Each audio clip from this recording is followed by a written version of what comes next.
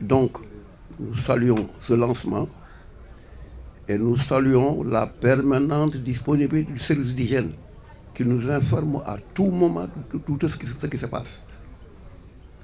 Et nous souhaitons la bienvenue à tout le monde et nous souhaitons que nous prions pour que ce lancement ait un succès total. Je m'excuserai si j'ai oublié quelqu'un, mais je parle au nom des populations et des imams aussi. Assalamu alaikum wa rahmatullah. Nous remercions les autorités des services d'hygiène pour l'organisation de ce lancement de travaux antibactériels ici dans la zone de captage, plus particulièrement à Grand Yoff. Pourquoi?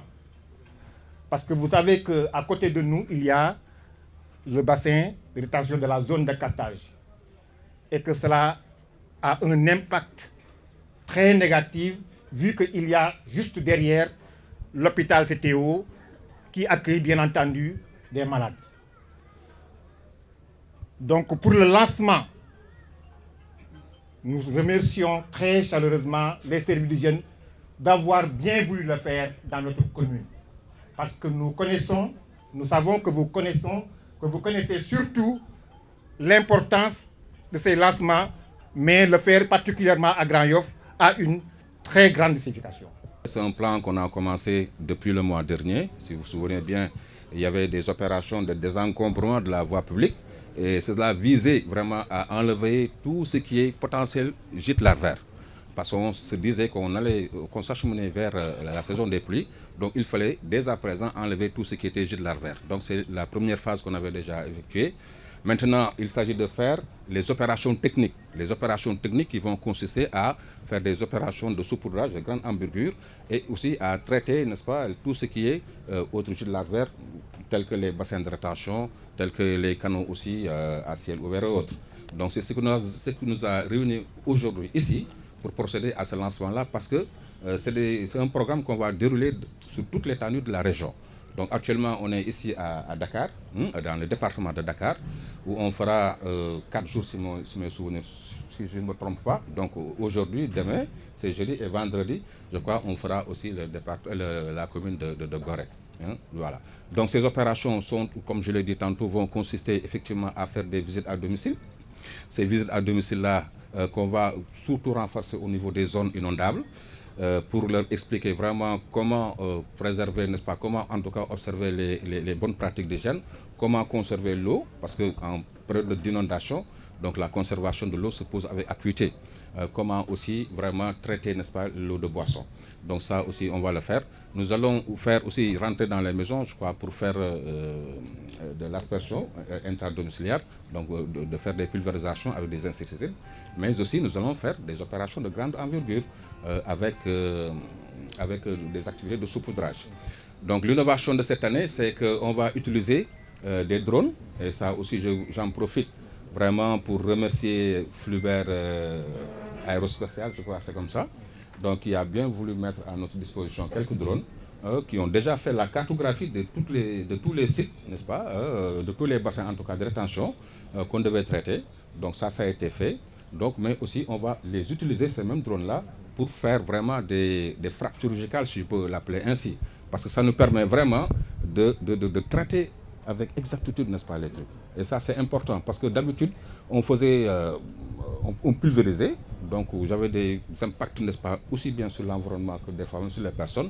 Mais avec les drones, ça nous permet vraiment de faire des tirs ciblés, de descendre directement, comme ça, pas du haut en bas, donc ça va descendre directement au niveau du bassin et ne traiter, n'est-ce pas, que les lieux qui sont ciblés. Comme vous le savez, quand on fait le saupoudrage, donc là, c'est un traitement spatial au niveau des rues.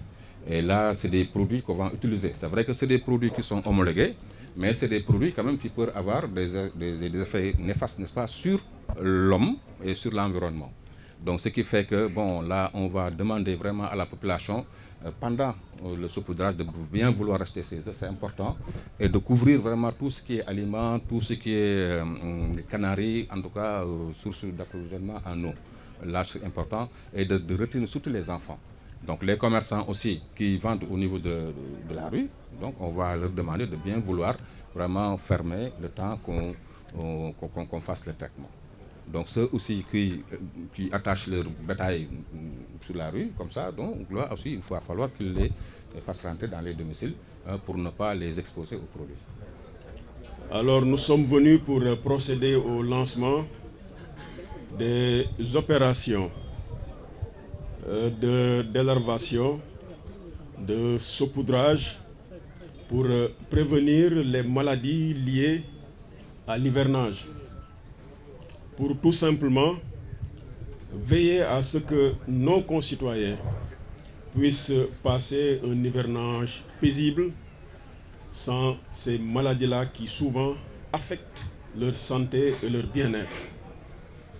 Je voudrais donc féliciter particulièrement le service national de l'hygiène, féliciter les hommes et les femmes qui composent ce corps d'élite, les féliciter pour leur professionnalisme, pour leur engagement aux côtés des populations, pour leur abnégation, mais surtout pour leur souci, de jour comme de nuit, de veiller donc sur la santé des populations. Et l'activité de ce jour en est une parfaite illustration. Je voudrais donc les féliciter au nom de son Excellence, Monsieur le Président de la République, de Monsieur le Premier ministre et de l'ensemble des membres du gouvernement, au premier rang desquels Monsieur le ministre de la Santé et de l'Action sociale. Il y a de cela quelques jours, nous étions venus ici en visite pré-hivernage, accompagnant Monsieur le ministre de l'Hydraulique et de l'Assainissement. Et à l'occasion de cette visite, le directeur national de l'hygiène, renforcé en son temps par le chef de la brigade régionale de l'hygiène, s'était engagé à procéder à une opération d'envergure de saupoudrage et s'était engagé à démarrer les opérations ici même dans la zone de captage.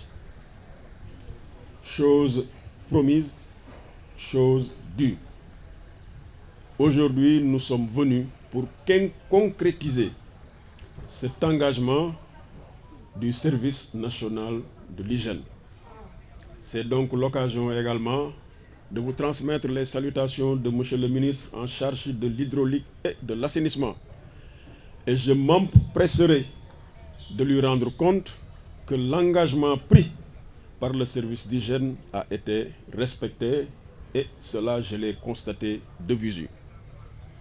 Je souhaite donc que les opérations que nous allons démarrer aujourd'hui, ici dans le bassin de la zone de captage, se poursuivent d'abord dans le département de Dakar pour s'étendre ensuite dans les autres départements qui constituent la région de Dakar, pour que chacune et chacun sente l'action de l'État, mais surtout sente la bienfaisance et le bien-être de cette salutaire action du service national de l'hygiène.